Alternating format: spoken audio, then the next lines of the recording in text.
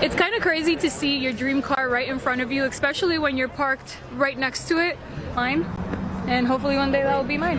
Hi, I'm Macbeth, and this is my 2019 Mclaren 600LT.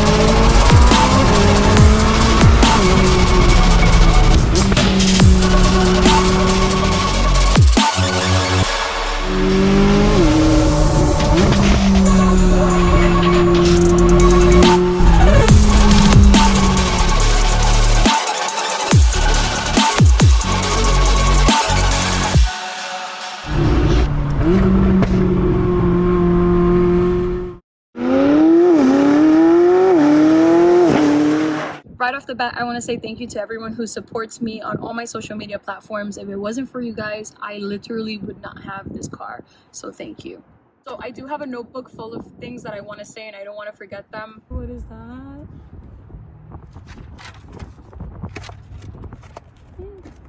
Sorry, bug.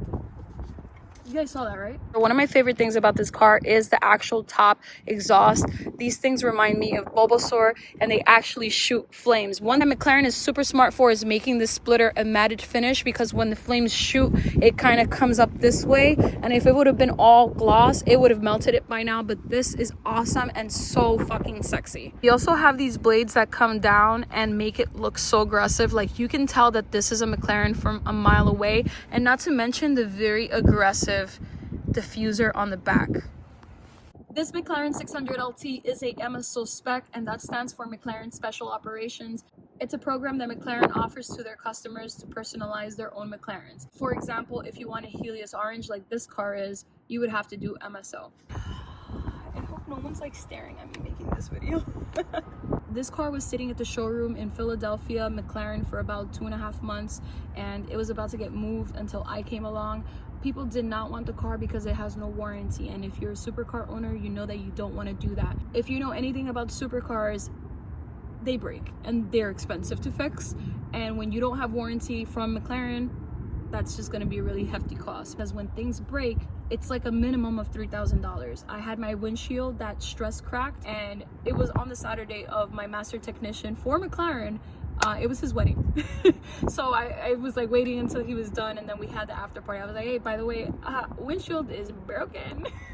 I got this car with McLaren's telemetry pack, and you know that was one of the first things that I had to test out. Roll the clip.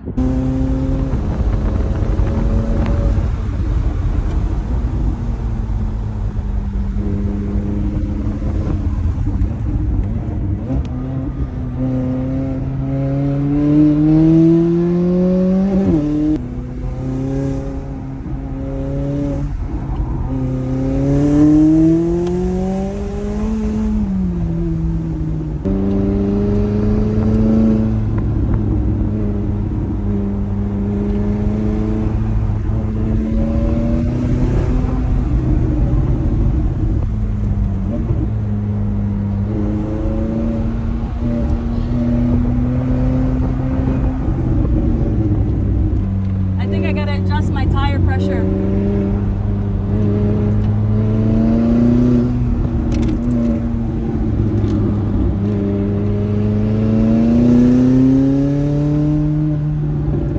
My top speed on this car is 201, and I plan on never doing that again. After 165, 170, this car feels like it's about to go airborne, and it gets super sketchy after that. So I don't plan on doing that.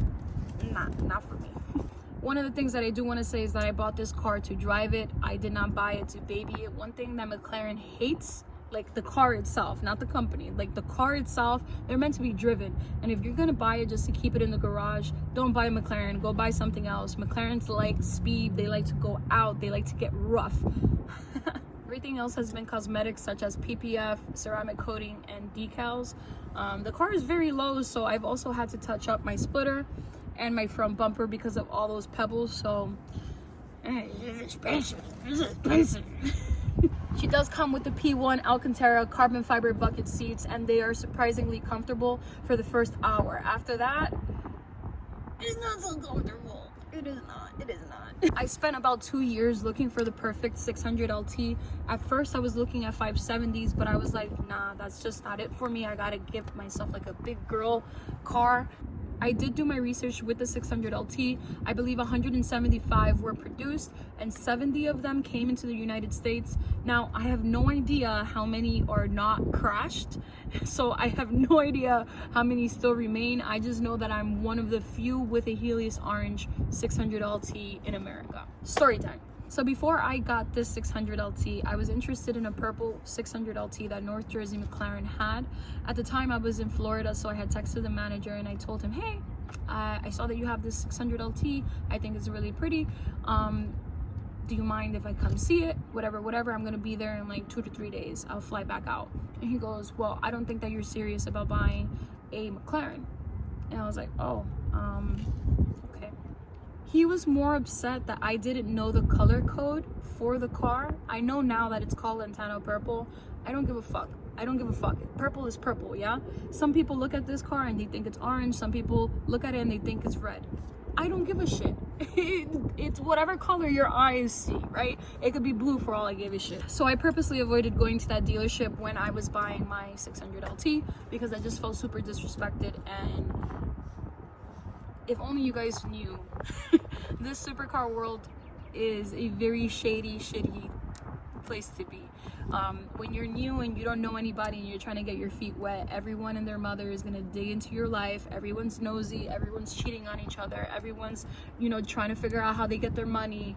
It's like they're the new Gossip Girls, and they're all men, by the way. Not a surprise. But nobody really talks about how cruel the supercar community is. And mind you, I did ask for help in finding a 600LT, and I'm not gonna say his name because I don't think that he deserves any more publicity that he already has. But I was friends with a really big YouTuber here. I was in his house with a bunch of people having some drinks, and I had mentioned how I was on the market for a 600LT, and very loudly he says, you're not on the market for a 600LT. You should stick to something that you can afford. So that was rude. Needless to say, that same person accuses me, or tells everybody, I'm sorry, that other people have bought me my things. And that's one thing that honestly, it made me sad in the beginning because that person knows how hard I work for my stuff. And I just kind of sat there like, wow, I thought you were my friend. And out of all people that are in my circle, I would have thought that you would help me. But nonetheless, I got my Mclaren. And listen, if someone did buy me or wanted to buy me a Mclaren, I would not say no. I'd be like, yeah. I would probably be like, listen, so-and-so just bought me this 600LT or this 765. Boy, you don't get your fucking... Needless to say that I'm not that person's friend anymore, so good luck with your little life. When I bought this car, it was like a confirmation that I have made it. And I know that sounds so ridiculous because it's just a car, but for me, it was just like an accomplishment that I hit. Like, I bought this car when I was 28. 28, guys. Don't ever let anyone tell you that your goals in life are not achievable. Those are haters.